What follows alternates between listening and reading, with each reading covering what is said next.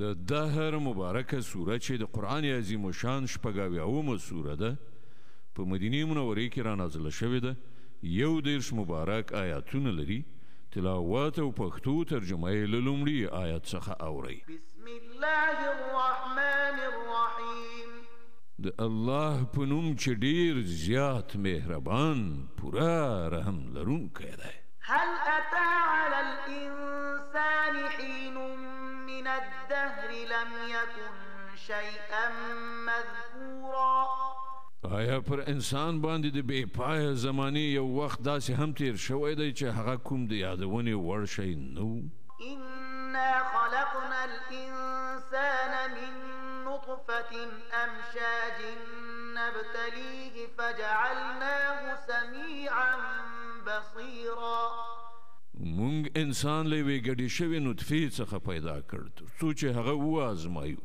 او د دې غرض لپاره مونږ هغه اوریدونکی او لیدونکی وګرځاو إنا هديناه السبيل إما شاكرا وإما كفورا مونږ هغه ته لاره وښودله اوس په خپله د ده په ارادې پورې اړه لري چې شکر کوونکی کیږي او که کفر کوونکی إنا أعتدنا للكافرين سلاسل وأغلالا وسعيرا د کافرانو لپاره مونږ زنځیرونه توقونه او لمبه وهونکی اور تیار کړی دی إن الأبرار يشربون من كأس كان مزاجها كافورا د دې پر خلاف ښه خلک به په جنت کې د شرابو داسې جامونه څښي چې په هغو کې به د کافور اوبه ګډې شوي وي عينا يشرب بها عباد الله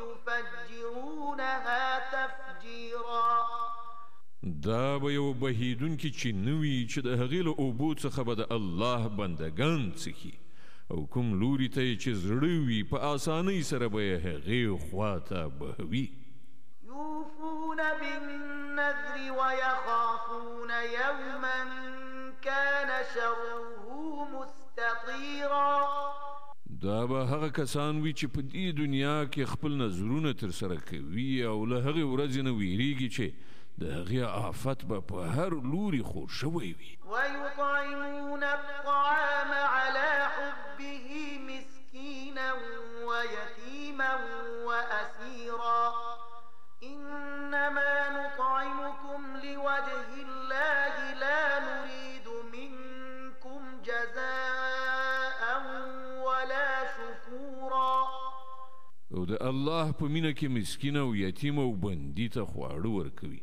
او هغو ته وایي چې مونږ تاسې ته یوازې د الله په خاطر خواړه درکوو مونږ له تاسې څخه نه څه بدله غواړو نه مننه إنا نخاف من ربنا يوما عبوسا قمطريرا له مونږ سره خو له خپل پروردګار څخه د هغې ورځې د عذاب ویره ده چې د سخت کړاو ډېره اوږده ورځ به وي فوقاهم الله شر ذلك اليوم ولقاهم نضرة وسرورا نو الله تعالی به دوی د هغې ورځې له شر څخه وژغوري او دوی ته به تر تازګي او خوشحالي ورکړي وجزاهم بما صبروا جنة وحريرا متكئين فيها على الأرائك لا يرون فيها شمسا ولا زمهريرا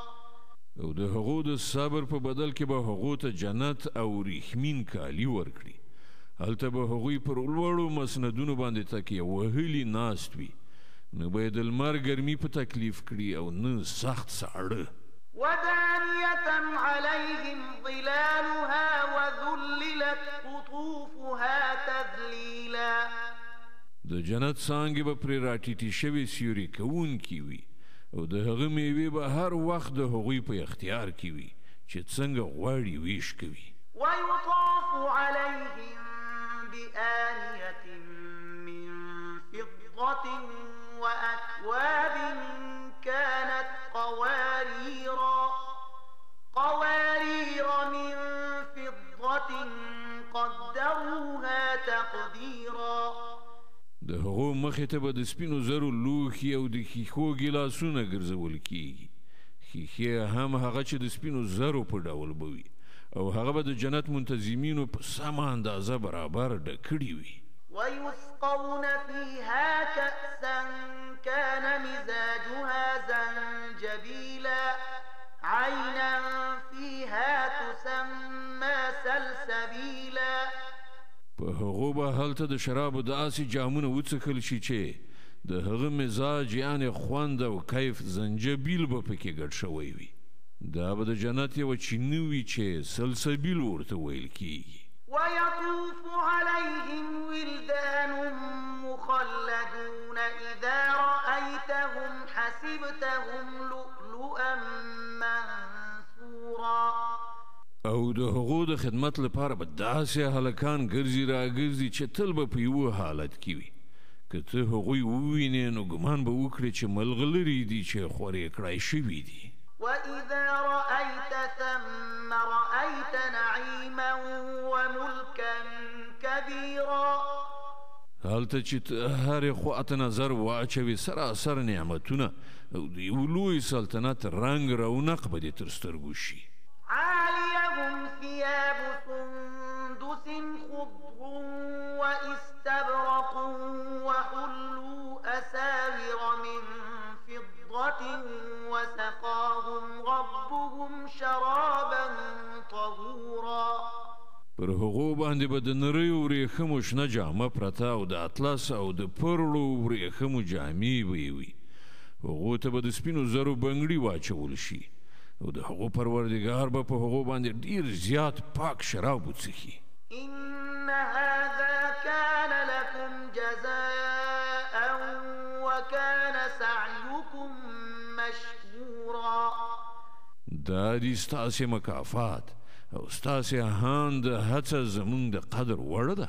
إنا نحن نزلنا عليك القرآن تنزيلا فاصبر لحكم ربك ولا تطع منهم آثما أو كفورا. ای پیغمبره همدا موږ پر تا دغه قرآن لږ لږ په تدریج سره نازل کړی دی نو ته د خپل پروردګار په حکم سره صبر وکړه او له دوی نه د هیڅ یو بد عمله یا حق نه منونکي خبره مه منه. واذكر اسم ربك بكرة وأصيلا ومن الليل فاسجد له وسبحه ليلا طويلا. د خپل پروردګار نوم سهار او ماښام یادوه. د شپې هم د هغه حضور ته سجده کوونکی اوسه او د شپې په اوږدو وختونو کې د هغه تسبیح کوه. إن هؤلاء يحبون العاجلة ويذرون وراءهم يوما ثقيلا. دغه کافران خو له ژر لاسته راتلونکي شي یعنې دنیا سره مینه لري او وړاندې چې کومه درنه ورځ راتلونکې د هغه له نظره غورځوي. نحن خلقناهم وشددنا أسرهم وإذا شئنا بدلنا أمثالهم تبديلا. همدا موږ دوی پیدا کړي دي او د دوی اندامونه بندونه مو کلک کړي دي او موږ چې کله وغواړو د دوی شکلونه به بدل کړو. إن هذه تذكرة فمن شاء اتخذ إلى ربه سبيلا. دا یو نصیحت دی اوس نه چې د چا خوښه وي د خپل پروردګار لوري ته د تلو لاره دې غوره کړي. وما تشاءون إلا أن يشاء الله إن الله كان عليما حكيما. او ستاسې په خوښې سره څه نه کیږي تر څو پورې چې د الله خوښه نه وي. په باوري توګه الله د علم او حکمت خاوند دی. يدخل من يشاء في رحمته والظالمين أعد لهم عذابا أليما. چاته چې خوښه شي په خپل رحمت کې داخلوي او د ظالمانو لپاره دردناک عذاب تیار کړی دی.